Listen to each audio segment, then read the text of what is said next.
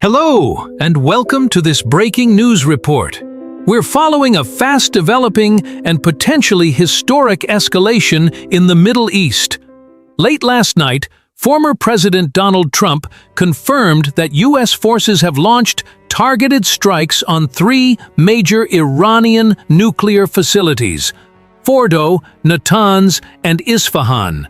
These facilities are central to Iran's nuclear program, and their destruction marks a major turning point in rising tensions between the U.S. and Iran. One Jam. In his televised statement, Trump called the strikes very successful. The U.S. military carried out massive precision strikes on the three key nuclear facilities in the Iranian regime: Fordow, Natanz, and Isfahan.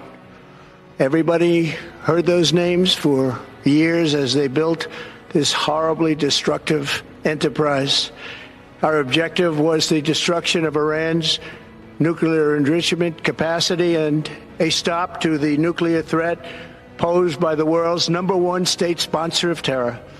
Tonight, I can report to the world that the strikes were a spectacular military success.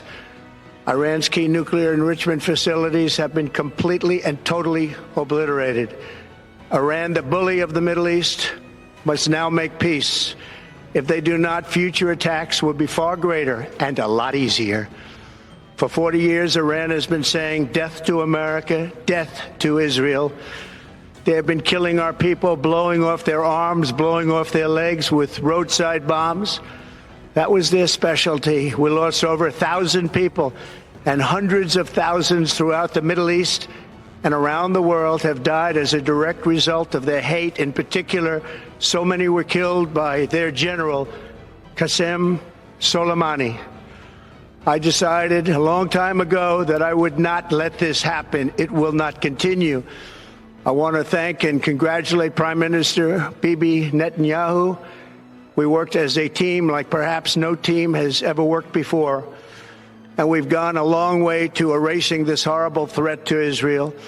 I want to thank the Israeli military for the wonderful job they've done, and most importantly, I want to congratulate the great American patriots who flew those magnificent machines tonight, and all of the United States military on an operation the likes of which the world has not seen in many, many decades. Hopefully, we will no longer need their services in this capacity. I hope that's so. I also want to congratulate the chairman of the Joint Chiefs of Staff, General Dan Kane, spectacular general, and all of the brilliant military minds involved in this attack. With all of that being said, this cannot continue. There will be either peace or there will be tragedy for Iran far greater than we have witnessed over the last 8 days. Remember, there are many targets left. Tonight's was the most difficult of them all, by far, and perhaps the most lethal. But if peace does not come quickly, we will go after those other targets with precision, speed, and skill. Most of them can be taken out in a matter of minutes. There's no military in the world that could have done what we did tonight, not even close. There has never been a military that could do what took place just a little while ago. Tomorrow, General Kane, Secretary of Defense, Pete Hegseth will have a press conference at 8 a.m. at the Pentagon. And I want to just thank everybody, and in particular, God. I want to just say we love you, God, and we love our great military. Protect them. God bless the Middle East. God bless Israel, and God bless America. Thank you very much. Thank you. According to military analysts, these strikes appear to have been well-planned and highly precise, using a combination of stealth aircraft, long-range cruise missiles, and cyber warfare. The goal, it seems, was not just to damage Iran's nuclear program, but to send a strategic message. The U.S. is ready to act, and act hard. Both Iran, as expected, didn't stay silent. Within hours, Iran's foreign minister, Hossein Amir Abdollahian, went on national television, visibly outraged, He accused the U.S. of outrageous violations of international law and said America had attacked peaceful nuclear installations under international supervision. These attacks, he said, will have everlasting consequences. The Islamic Republic will not tolerate such aggression. Our response will be decisive, lawful, and unforgettable.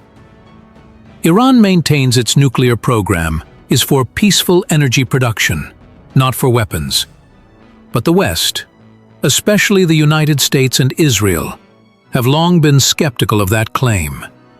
And then, just hours after the U.S. strikes, Iran retaliated. A barrage of ballistic missiles was launched from Iranian territory, targeting central and northern Israel. Sirens rang out across cities including Tel Aviv, Haifa, and Beit Shean, while Israel's Iron Dome missile defense system managed to intercept many of the incoming rockets. At least 20 people were wounded, some of them critically. The scenes from Israel were tense and chaotic. As families scrambled for shelters, emergency services rushed to impacted areas, and air raid sirens echoed throughout the night. In response to the attacks, Israeli Prime Minister Benjamin Netanyahu spoke firmly, saying, "Iran has crossed a red line. We are consulting with our allies and preparing a broad response. This aggression will not go unanswered." The region is now on edge, with Iran directly attacking Israeli cities and the U.S. striking deep into Iran's nuclear infrastructure. Many fear the conflict could spiral into a wider regional war, involving Hezbollah, Syrian militias, or even Hamas. The global community is deeply concerned. The United Nations Security Council has called for an emergency meeting. Leaders from France, the United Kingdom, China, and Russia have urged restraint and called for both sides to step back from the brink. The European Union's Foreign Affairs Chief, Josep Borrell, warned, "The Middle East is on the edge of an all-out war.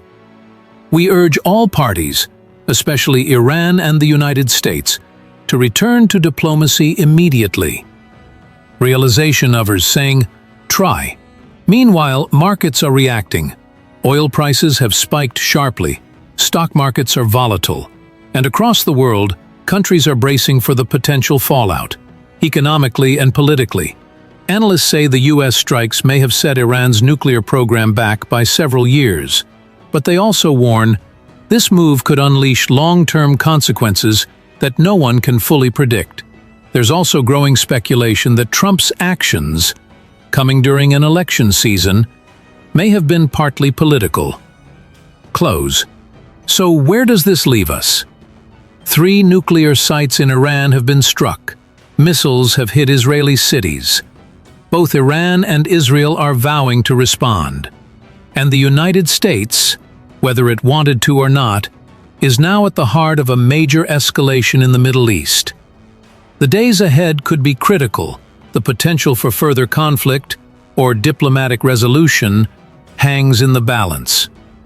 We will continue monitoring this developing story and bring you updates as soon as they become available. You've been listening to a special breaking news report on the U.S. strikes on Iran and Iran's missile retaliation on Israel. Make sure to follow, subscribe, and stay informed, because in a moment like this, the world is watching and history is unfolding. Stay safe and stay tuned. Remember to subscribe for next update.